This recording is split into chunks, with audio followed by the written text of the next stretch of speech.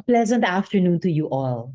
Thank you very much to the UN Human Rights Council for giving me the time and space to talk about the continuing difficulties we face as human rights advocates here in the Philippines. Unfortunately, not much has changed.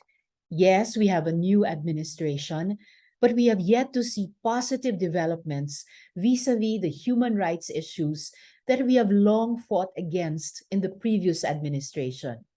One of which, of course, is the continuing detention of former Senator Leila de Lima. It is an abomination for her to still be behind bars for 5 years now.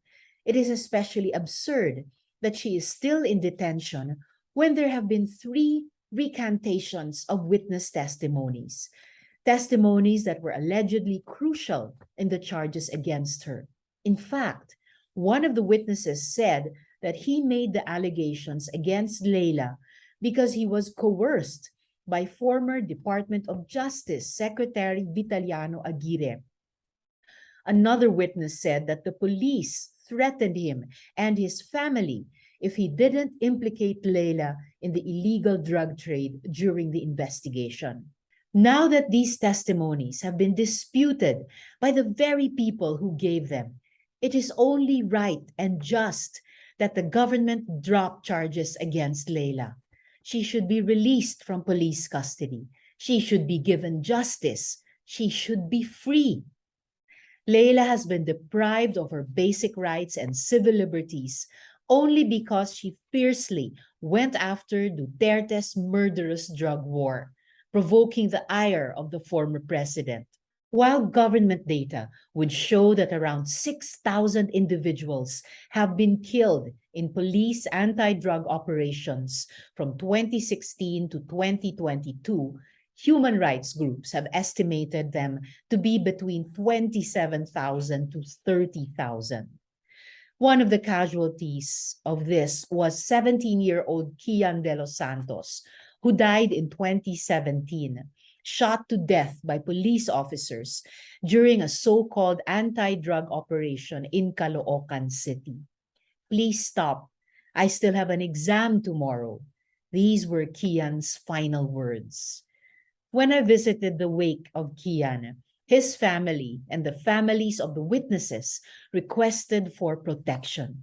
Naturally, my office, with the help of the Bishop of Caloocan, extended protective custody to the family and the 3 witnesses, 2 of whom were minors, key witnesses to the Senate investigation on Kian's death.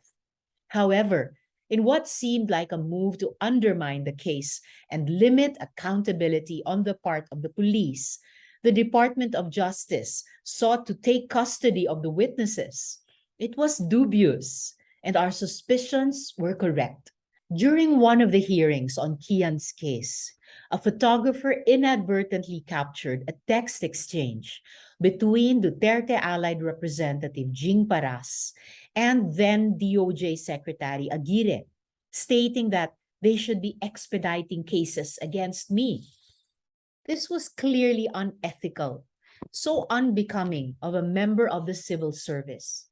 That being the case, I gave a privileged speech about Aguirre's scheme, showing the image that had been forwarded by the photographer.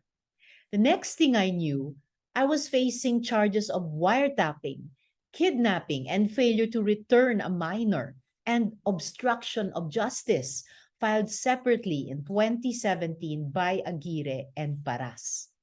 And only last year, the case, baseless and worthless as it is, was suddenly revived by Aguirre.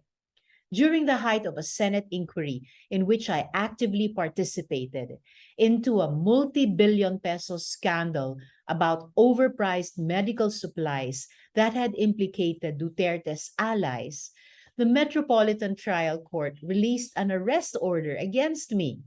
I had to post bail. Bear in mind that this happened a few months before the start of the official campaign for the 2022 national elections. How convenient.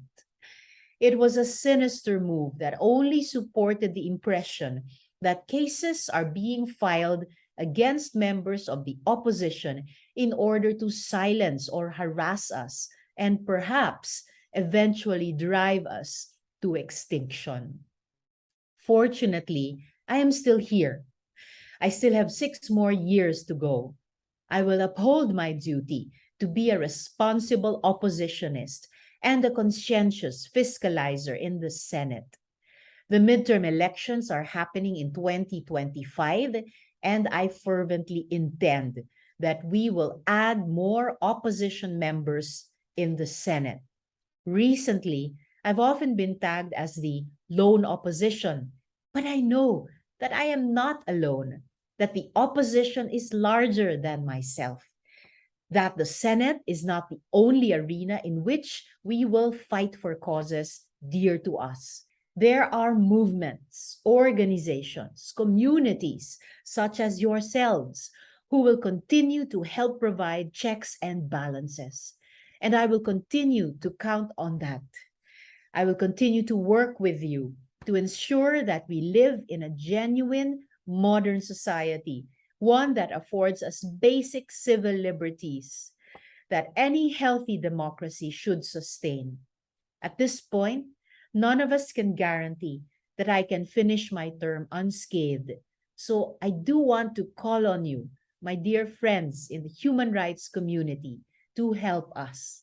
Help us keep our government accountable for the many crimes that it has committed and could continue to commit against our people. Help us honor the rights and dignity that each of us so deserves. Help us survive. Thank you very much for listening. I hope you have a fruitful discussion ahead.